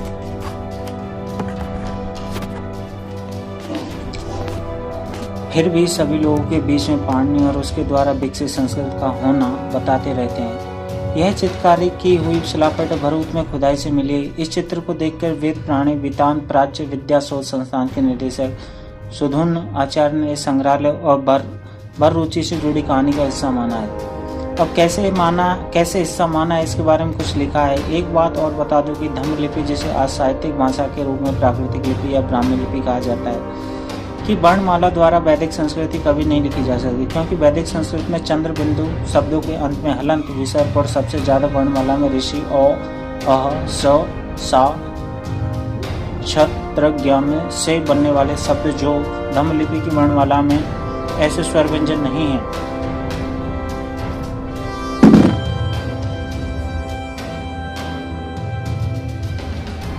दूसरी सबसे अहम बात यह है कि धम्म लिपि की वर्णमाला में जब ऋषि स्वर नहीं है तो उस स्वर द्वारा संस्कृत का क्रय कैसे लिखा जाए। नीचे धम्म लिपि में लिखा हुआ पूरा अभिलेख रख रहा हूं, जिसको देखकर कोई बताए कि चंद्र बिंदु हलंत विसर्ग और ऋषि का प्रयोग कहां पर हुआ है।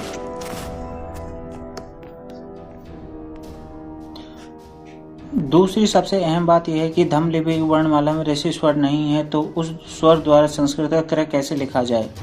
नीचे धम्म लिपि लिखा हुआ पूरा अभिलेख रख रहा हूं, जिसको देखकर कोई बताए कि चंद्रबिंदु हलंत विसर्ग और ऋषि उपयोग कहां पर हुआ है।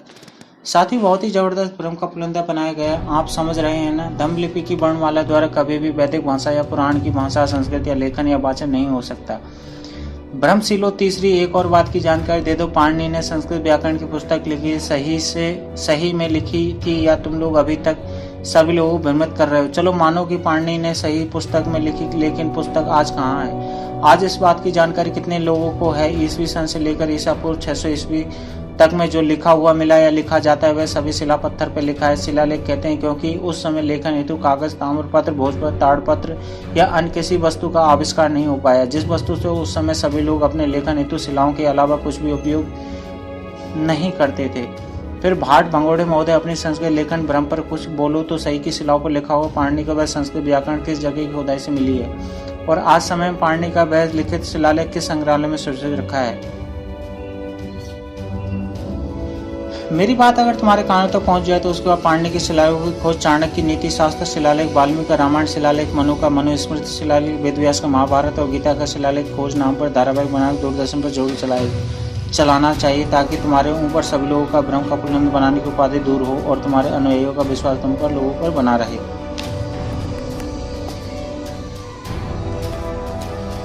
अभी तक तुम लोग सिर्फ ईश्वर की खोज का धारावाहिक बनाकर दूरदर्शन पर दिखाते हो, क्यों? सही बोला ना। इस पुस्तक को पढ़ने के बाद अभिलेख की खोज से धारावाहिक बनाओ, कैसा रहेगा। ब्रह्म भाट के वंशज लोग जिस काल में पाणिनि को स्थापित करने में लगे हैं, उस समय मध्य भारत में 16 महाजनपद उल्लेख मिलता है। इन महाजनपदों का नाम क्रमशः इस प्रकार: मगध, अंग, वज्जी, मल्ल, काशी, कौशल, कुरु, कांधार, कंपोज, अवंती, चेदी, अस्माक, मध्यस्थ, पांचाल, सुरसेन, वत्स, जिसमें बिंबिसार का शासन मगध और अंग पर था। उन सभी महाजनपदों की अपनी मुद्रा होती थी जो उत्खनन से मिली। उस मुद्रा को पंचमार्क की मुद्रा बोल जाता है। उन पंचमार्क की मुद्राओं पर उस समय की लिपि द्वारा सांकेतिक तौर पर महाजनपद के नाम का पहला अक्षर है। उस महाजनपद प्रमुख का एक अक्षर अंकित मिलता है, जैसे स, म, ब। उस अंकित अक्षर को कोई आज भी देख भी साथ में पढ़ भी सकता है, क्योंकि वह अंकित अक्षर धम्म लिपि में। उत्खनन से प्राप्त पंचमार्क की मुद्राओं में से कुछ देखकर जानकर ब्रह्मवंशियों की आस्था हिल जाएगी, क्योंकि वे लोग सिर्फ कागज पर लिखे और मुंह से सुनी बातों के ज्ञान पर गर्व करते। सच्चाई का उन्हें अभी तक पता नहीं, शायद किसी ने उन्हें पुरातात्विक साक्ष्यों पर आधारित वास्तविक तथ्यों को उनके समझ प्रस्तुत नहीं किया। इसी कारण आज तक इन निशानों पर ब्रह्मवंशी लोग अपना पुश्तैनी दावा ठोकते आ रहे हैं। ऐसे में एक पंचमार्क की मुद्रा पर एक साथ बौद्ध वृक्ष, चैत्य और स्वास्तिक निशान बना हुआ है। अब तक यह तो पता ही है कि चैत्य और बौद्ध वृक्ष किस संस्कृति भाग है, यानी स्वास्तिक निशान भी समय संस्कृति के निशान पर पहचान है। इस स्वास्तिक चिन्ह पर ब्रह्म भाटों द्वारा से ब्रह्म का पुलिंदा बनाया जाए। पंचमार्क की एक मुद्रा जिस पर रथ बना हुआ है, उस ब्रह्म भाटों के समय प्रस्तुत कर रहा हूँ, ताकि ब्रह्म भाटों के तथाकथित विद्वान लोग रथ के सवार व्यक्ति से अपना खून का रिश्ता जोड़ते हुए रथ सवार का नाम बता सके। पंचमार्क की मुद्रा पर रथ और रथ सवार का चित्र बना हुआ। ब्रह्मवंशी कलम कसाई लेखक रथ पर सवार व्यक्ति क्या नाम देंगे। समय संस्कृत जब भगवान बुद्ध की मूर्ति बनने की परंपरा नहीं थी, उस समय बोध गया में पहली बार सम्राट अशोक ने बौद्ध वृक्ष के नीचे भगवान बुद्ध का पद निशान श्रीपाद बनाया था, जिसे श्रीपाद कहा जाता है। आज वैसे अनेक श्रीपाद मिले जिस पर स्वस्तिक, नंबर चक्र, त्रिरत्न का निशान मिलने को देखने को मिलता है। सबसे नीचे जो श्रीपाद देखने में वह श्रीपाद स्वाति घाटी से मिला हुआ है।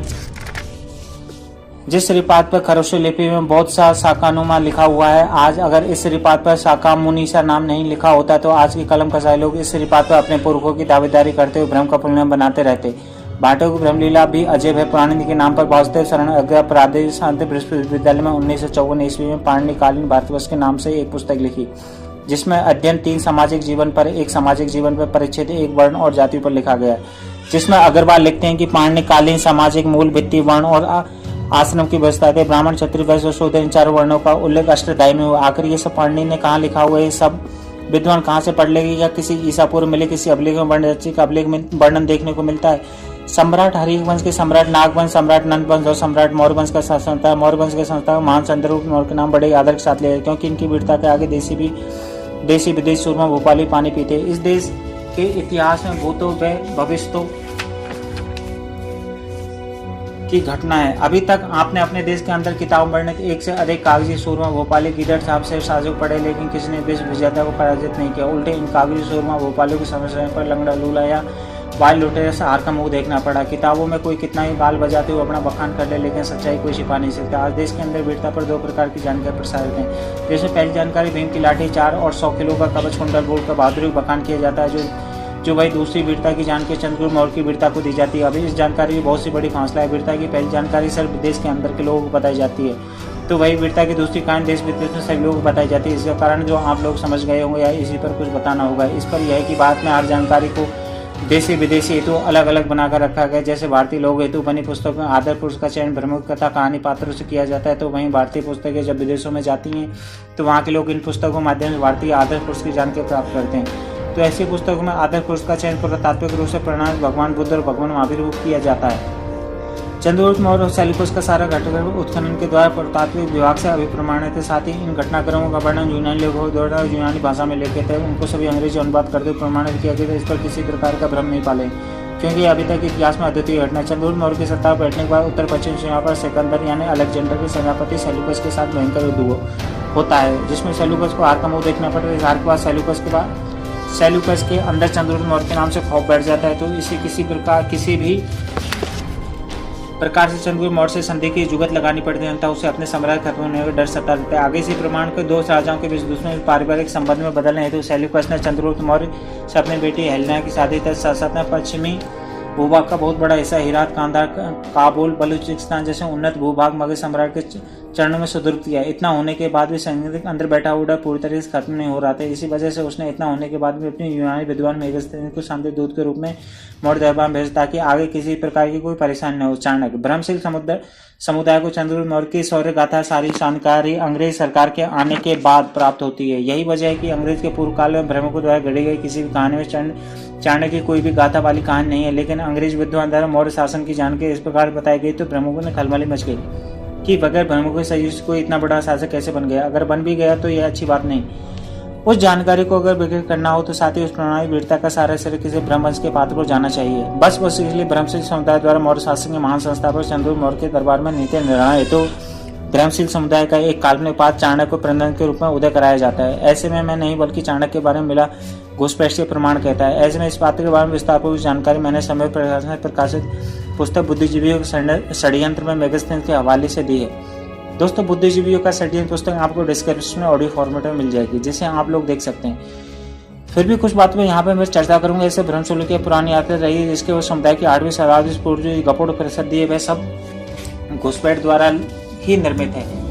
दूसरे राजपूत और मुगल काल के दरबार में रहे ब्रह्मभाट दरबार की परिषद जग जाहिर, जिसमें ब्रह्मों की सबसे बड़े विख्यात गुणवत्ता अकबर के दरबार रहे नवरत्न बीरबल टोडरमल तथा टोडरमल के परमवीर तुलसीदास के बारे में जग जाहिर है। प्रमाणिक तौर पर 8वीं-9वीं शताब्दी से पूर्व भारत के सभी जितनी जातियों को उदय भी नहीं हुआ था, तो परम ब्राह्मणों को जन्म होने का सवाल ही नहीं। इसे सच्चाई को जुटलाने हेतु ब्रह्मों समुदाय अपने कालीन पूर्व समय पर 8वीं शताब्दी से पूर्व में जाकर पुस्तकों के माध्यम से पैदा करते हैं।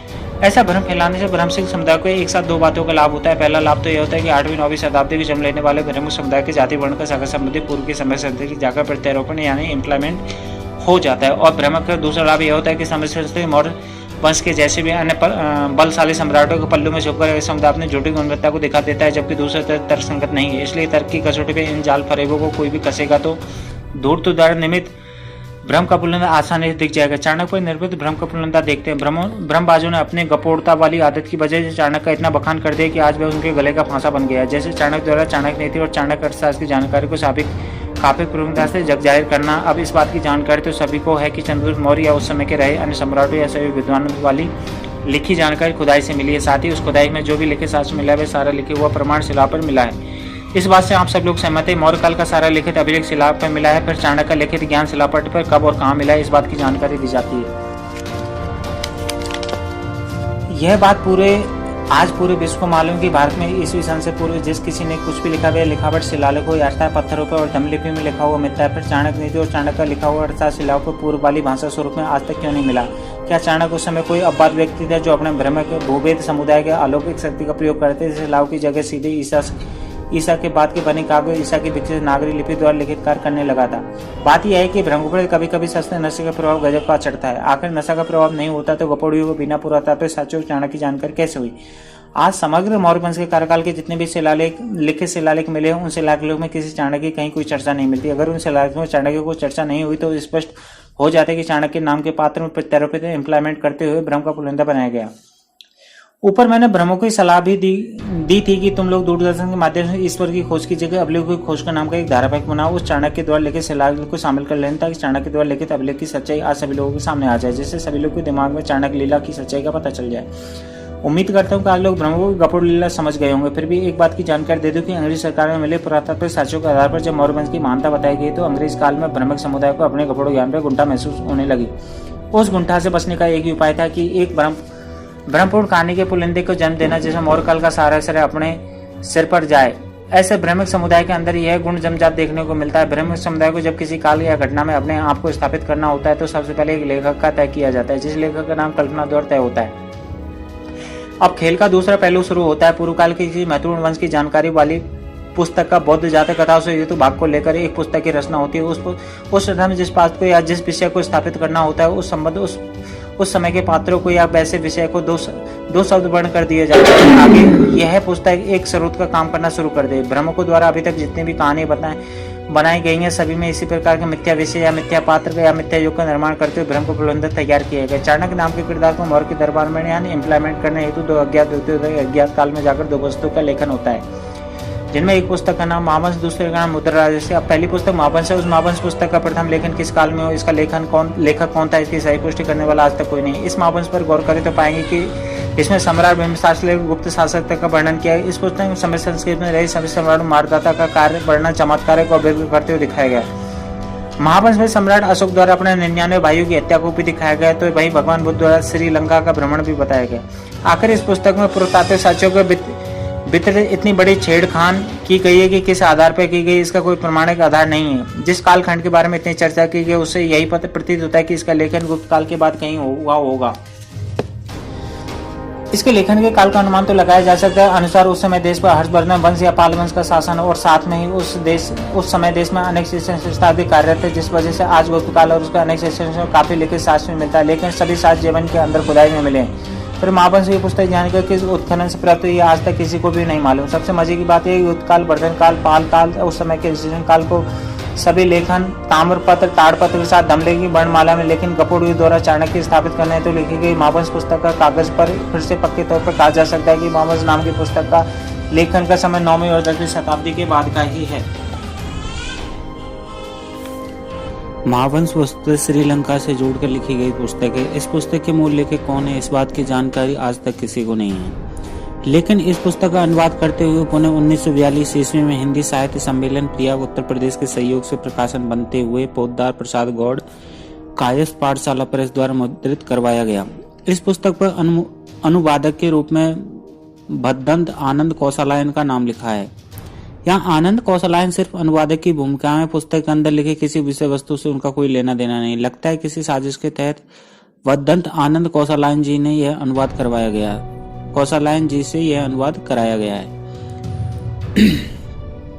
अब कहानी को समझे। बृहद पैमाने पर उत्खनन के बाद 19वीं शताब्दी में अंग्रेजी विद्वान द्वारा पाषाण काल, सिंधु काल, मौर्य काल और गुप्त काल की जानकारी मिलती है, जिसमें मुख्य रूप से मौर्य काल में बृहद भारत और उत्कृष्ट सम्राट की जानकारी प्राप्त होती है। उसके बाद तो देश के ब्रह्म भाटों के पेट में गुड़गुड़ी चालू हो जाती है। फिर शुरू होती है एक नई कहानी का लेखन करते हुए ब्रह्म का पुलिंदा बनाने के, जो आज आपके सामने है। आखिर इतना बड़ा ब्रह्म का पुलिंदा। दूसरी पुस्तक मुद्रा राक्षस है, उसमें भी ब्रह्म का पुलिंदा देख लेते हैं। मुद्रा राक्षस के मूल लेखक का नाम विशाखदत्त अंकित है, जो एक संस्कृत भाषा में नाटक के स्वरूप में अंकित है। लेकिन विशाखदत्त द्वारा लिखित मूल रचना की पांडुलिपि अभी तक मिली नहीं है। दूसरी सबसे अहम बात यह है कि इस लेखक की जन्म तिथि और जन्म स्थान कहाँ है, इसकी जानकारी अभी तक किसी को नहीं है। इस लेखक ने अपनी पुस्तक मुद्रा राक्षस में लिखित जानकारी को कैसे प्राप्त किया, इसके बारे में भी कुछ नहीं लिखा है। आखिर क्यों? क्योंकि मौर्य काल की सारी जानकारी अंग्रेज विद्वान ने उत्खनन करने के बाद जाना था। इस नाटक पुस्तक मुद्रा राक्षस को 1850 ईस्वी में भारतेंदु हरिश्चंद्र द्वारा अनुवाद किया गया था। जिस अनुवादित नाट्य पुस्तक में अंग्रेज विद्वान द्वारा दी गई जानकारी का कुछ अंश और स्थापित करने वाले पात्र चाणक्य के बारे में 2 शब्द वर्णित हैं। बस यहीं से शुरू होता है एक काल्पनिक पात्र ब्रह्म का पुलिंदा बनाना।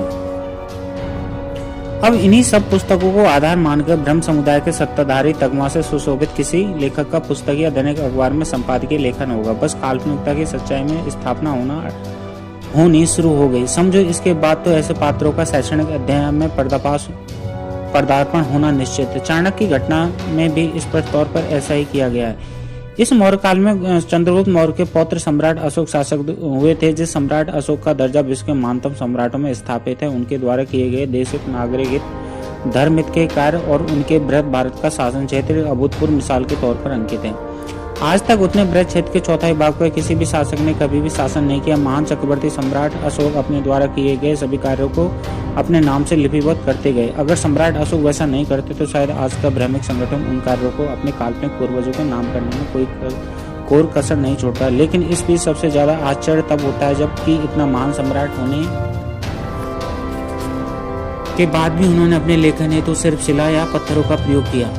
लेकिन इनसे पूर्व में भ्रमिक वंश पाणिनि और चाणक्य ने अपनी जानकारी कागज पर लिखा था। क्या उस समय कागज का आविष्कार हो गया था या ब्रह्मकों द्वारा निर्मित कागज के फूलों से आप लोगों को सुगंध आने लगती है? खैर, आप लोग कागज की बनी बनावटी फूलों से सुगंध का मजा लीजिए। लेकिन सम्राट अशोक या इसके पूर्व में जो भी लोग अपनी बातों को लिपिबद्ध किए थे, आज उन सभी का लिखित साक्ष्य शिलाओं पर मिलता है, जिसको कोई चाह कर के भी इनकार नहीं कर सकता। ईसवी सन से पूर्व भारत सभी अभिलेखों की लेखन वस्तु का प्रकार शिला या पत्थर है और लिपि देखने के बाद इस पर पता चलता है कि यह धम्मलिपि है। इस वजह से पत्थरों पर धम्मलिपि की वर्णमाला में पाणिनि द्वारा संस्कृत की पुस्तक, चाणक्य द्वारा नीति शास्त्र की पुस्तक, वाल्मीकि द्वारा रामायण की पुस्तक, मनु द्वारा मनुस्मृति की पुस्तक, वेद व्यास द्वारा महाभारत और गीता की पुस्तक अथवा ब्रह्मबाजू द्वारा फैलाई गई कोई भी अन्य पुस्तक जिन्हें ईसवी सन से पूर्व का स्थापित होना बताया जाता है, वैसा आज तक कुछ नहीं मिला। यह सिर्फ ब्रह्म भाटों का फैलाया हुआ ब्रह्म का पुलिंदा है। उन्हीं की सभी पुस्तकें कागज और वैदिक नागरिक वर्णमाला में है, जो कागज नागरिक वर्णमाला बनने के बाद लिखी गई हैं। धम्म लिपि और धम्म लिपि लिखा चित्र आप चित्र में देख सकते हैं। ब्रह्मबाजों ने देश के अंदर आज इतना भ्रम का वातावरण बना दिया है कि आज ब्राह्मणी मतों के प्रत्येक अनुयायी को संस्कृत भाषा और नागरी लिपि लाखों वर्ष पुरानी लगती है, जबकि यह आज के साक्ष्य के अभाव में वास्तविकता से कुछ दूर है। भारतीय ऐतिहासिक काल में शिलाओं पर आज तक जो भी लिखा मिला है, उस लिपि को देखकर किसी को नाम जानने में असुविधा नहीं होगी। इसी वजह सम्राट अशोक ने इस लिपि का नाम धम्म लिपि और समुद्रगुप्त ने धम्म लिपि लिख रखा है। प्रस्तुत चित्र में आप लोग भी देख सकते हैं। मौर्य साम्राज्य का समय ईसा पूर्व 322 से लेकर ईसा पूर्व 185 तक था, जिसमें मौर्य साम्राज्य 10 पीढ़ी तक सत्ता पर आसीन रहा, यानी कि मौर्य की 10 पीढ़ी मिलाकर 137 वर्ष मौर्यों का शासन रहा, जिसमें चंद्रगुप्त मौर्य, बिंदुसार मौर्य और सम्राट अशोक ये 3 मिलकर ही 90 वर्ष तक सत्ता पर, और कुणाल मौर्य, दशरथ मौर्य, संप्रति मौर्य, सालिक सुख मौर्य और देववर्मन मौर्य, सतधनवन मौर्य और बृहदरथ मौर्य के साथ 9 लोग मिलकर सत्ता पर 47 वर्ष तक काबिज रहे, जिसमें सबसे कम समय तक कुणाल 4 वर्ष और बृहदरथ 2 वर्ष तक सत्ता पर आजीज होने वाले सम्राट हैं। सम्राट अशोक के बाद से कुणाल मौर्य के शासनकाल में मौर्य साम्राज्य का शासन कमजोर होने लगा, जिसके परिणामस्वरूप देश के दक्षिण भाग पर सातवाहन साम्राज्य का उदय तो पश्चिमी क्षेत्र पर हिंद बैक्टीरियाई शासकों का आना शुरू हो गया, जिसके कारण सम्राट अशोक का विशाल साम्राज्य का वाला क्षेत्र, जिसे उस समय जम्बूद्वीप कहा जाता है, उस जम्बूद्वीप का क्षेत्र सिमटकर छोटा सा होता जा रहा था। सम्राट अशोक के मात्र 47 वर्ष के बाद ही जम्बूद्वीप के छोटे से भूभाग मगध देश पर शुंग वंश का उदय हुआ, यानी कि इससे ऐसा भी कह सकते हैं कि ईसा से 2वीं शताब्दी पूर्व के लगभग जम्बूद्वीप के भूभाग पर 3 शासकों का सत्ता संचालन स्थापित हो जाता है, जिसमें पश्चिम के क्षेत्र पर हिंदी बैक्टीरियाई की सत्ता तो दक्षिण क्षेत्रों पर सातवाहन की सत्ता, बीच वाले भूभाग पर मगध पर पुष्यमित्र शंभू की सत्ता स्थापित हो जाती है। दक्षिण पूर्व में इन तीनों शासकों के अपने अपने क्षेत्रों से प्रचुर मात्रा में साक्ष्य प्राप्त है, जिसकी वजह से इस कड़वी सच्चाई को इनकार करना उचित नहीं है। इन्हीं साक्ष्यों के आधार पर पता चला कि पुष्यमित्र शंभू ने अपनी राजधानी विदिशा में स्थापित की थी, जो आज मध्य प्रदेश के सतना के पास भरूच नामक स्थान से अवस्थित है। अंग्रेजों के समय भरूच से पुष्यमित्र शंभू काल का काफी साक्ष्य मिला है। ज्यादा जानकारी हेतु संयुक्त प्रकाशन पुस्तक वैदिक युग का घालमेल पढ़े। सबसे बड़ी बात यह है कि आज के भ्रमिक समुदाय ने अपनी व्यवस्था को मजबूत करने हेतु कहे या अपने विरोधियों को दिग्भ्रमित करने हेतु कहे, इन 3 शासकों में से शुंग और सातवाहनों को वैदिक समर्थन शासन बताने से कोई कोर कसर नहीं छोड़ा, लेकिन आज तक वैदिक होने का कोई भी पुरातात्विक साक्ष्य किसी ने नहीं दिखाया है। वही दूसरी ओर पश्चिमी क्षेत्रों से आने की वजह से हिंदू बैक्टीरियाई शासकों को विदेशी यमन शासक बोला जाता है, लेकिन इन तीनों के जो साक्ष्य वे सभी सम्यक संस्कृति को मजबूत करने वाला है। इसके लिए कोई भी कितना भी कुछ या चिल्लाए, लेकिन उत्खनन पुरातात्विक साक्ष्यों को थोड़े से भी बदल सकता है। सबसे पहले पश्चिम भागों में आने वाले हिंद बैक्टीरियाई यवन यूनानी शासक डेमेट्रियस प्रथम अथवा दमित्री आज का संस्कारी शब्द था।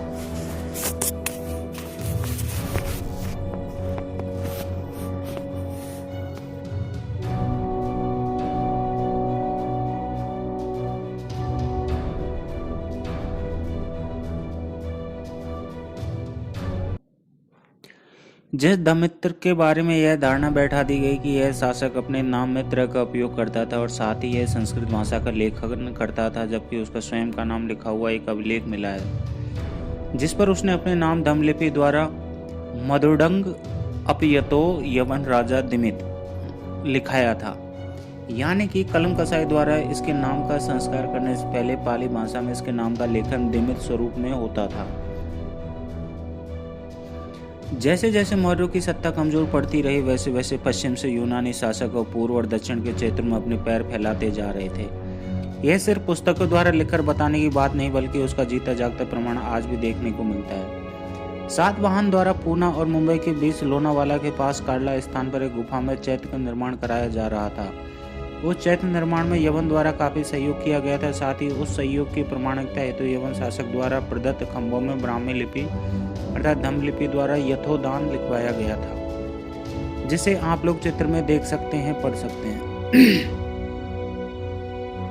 धेनु काकटा यवनस यशवा धनाना यभो दानड़। इतना ही नहीं, बल्कि यवन शासक सम्यक संस्कृति के अनुयायी थे। इसका प्रमाण उत्खनन से प्राप्त यवन शासक द्वारा प्रचलित कई मुद्रा से मिलता है, जिस पर धम्मचक्र चैत्य हाथी का निशान मिला है। उसका सेनापति मिनांडर आगे भगवान बुद्ध का अनुयायी बनकर मिलिंद के नाम से काफी मशहूर हुआ था, जिसके नाम से आज मिलिंद पनो नामक पुस्तक काफी प्रचलित है। यह त्रिपिटक का हिस्सा भी बन चुकी है। पश्चिम भाग से देश में जितने भी शासक आए थे, वे सभी लोग समय के साथ सम्यक संस्कृति वाले संस्कृति में विलीन होते चले गए। उसमें से किन्हीं का कोई स्वतंत्र अस्तित्व आगे नहीं बचा। अब जिसका कोई स्वतंत्र अस्तित्व बचा ही नहीं या बना ही नहीं, तो उसका आज कोई अलग नाम व पहचान कैसे दे सकता है। वे सभी लोग विदेशी होते हुए आगे इन देश की सम्यक संस्कृति वाले सामाजिक वेशभूषा में रंगकर देश की मिट्टी में विलीन हो गए थे। शक शासक द्वारा एक जूनागढ़ अभिलेख लिखाया गया था, जिसे आज के ब्रह्म लेखक संस्कृत अभिलेख कहते हुए ब्रह्म का पुलिंदा बना रहे हैं। आप लोग उस लेख की लिपि को देख सकते हैं। सातवाहन। सम्राट अशोक के बाद ही दक्षिण पश्चिम भारत में एक शासक सातवाहन का उदय होता है। सातवाहन वंश संस्थापक सिमुक था, जिसे अपने नाम का सिक्का भी चलाया था, जिसको आप लोग भी देख सकते हैं, जिस मुद्रा पे सम्यक संस्कृति का प्रचलित चैत्र बना हुआ है, जिस पर पाली भाषा में लिखा है रिंजे गौतमी पुतस श्री सात कनेश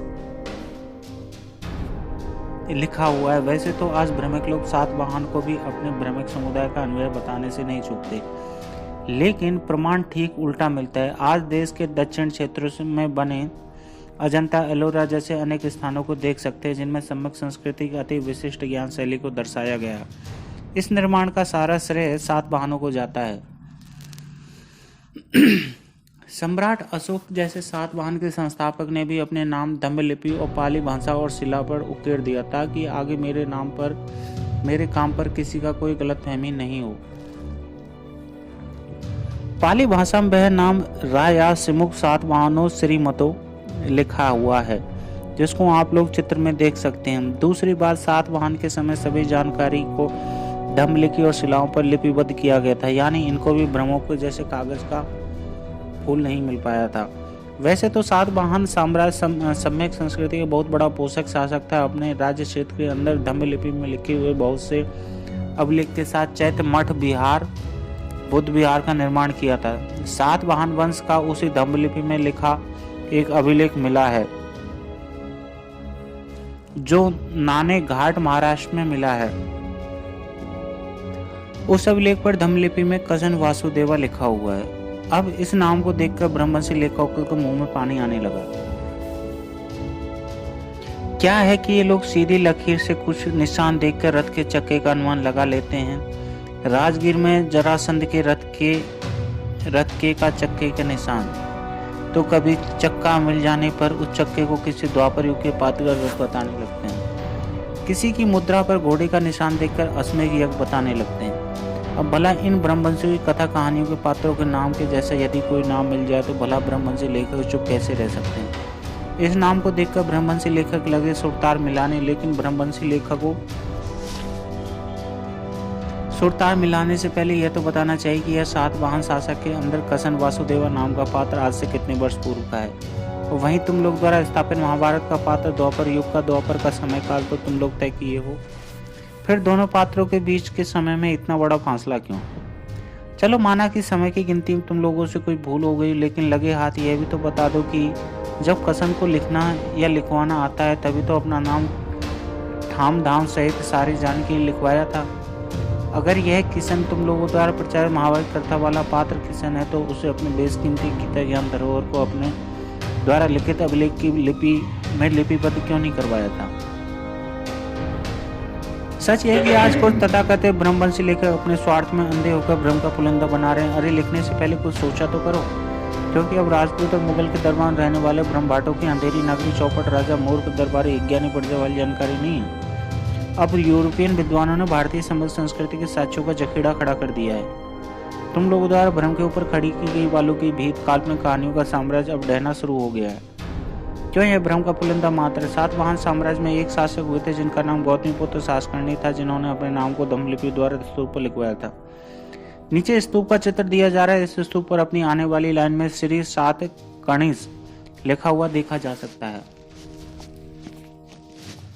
आज का श्री शब्द आज की संस्कृत भाषा लिपि का है, जबकि इसका प्रथम उपयोग संवत संस्कृति में मिलता है, जिसको धम्मलिपि में और नागरी लिपि में श्री लिखते हुए श्री से संबोधित होता है, जिसको आप लोग सातवाहन से प्राप्त अभिलेख सिक्के व स्तूप पर लिखा हुआ देख सकते हैं। इस श्री का अर्थ सम्मानीय होता था। तीसरा नाम है पुष्पमित्र शंकु का, जिसे भरूच की खुदाई से काफी साक्ष्य मिला है, जिसको कोई भी साक्ष्य वैदिक समर्थन होने का नहीं है। फिर भी आज के लोग पुष्पमित्र शंकु को ब्रह्मों का समर्थन बताने पर उतावले रहते हैं। वैसे भरूच में मिले साक्ष्यों का वर्णन में वैदिक युग के घालमेल पुस्तक में कर चुका हूँ, जो लोग भी देख सकते हैं। पुष्पमित्र शंकु के द्वारा लिखित या शंकु के कार्यकाल में किसी द्वारा लिखाई की गई किसी वैदिक लिपि या संस्कृत साक्ष्य मिले।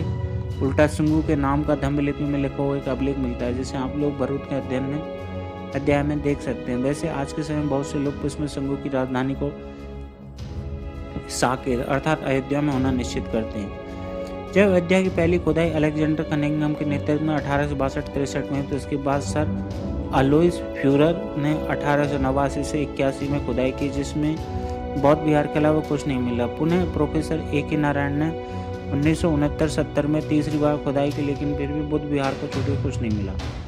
चौथी बार न्यायालय के आदेश के अनुसार 2003 फिर से खुदाई होती है, लेकिन पुष्पमित्र शंकु द्वारा निर्मित कोई किला या कोई अन्य प्रमाण आज तक वहां नहीं मिला।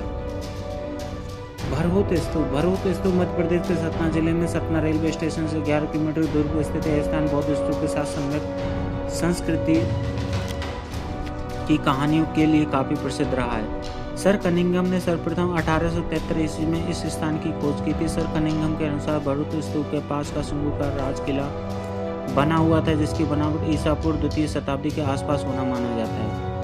बौद्ध स्तूप के चारों वेदिका एवं तोरण द्वार बने हुए हैं। बौद्ध स्तूप के टूटे हुए हिस्से भरूच की जगह जगह खुदाई में प्राप्त होते हैं।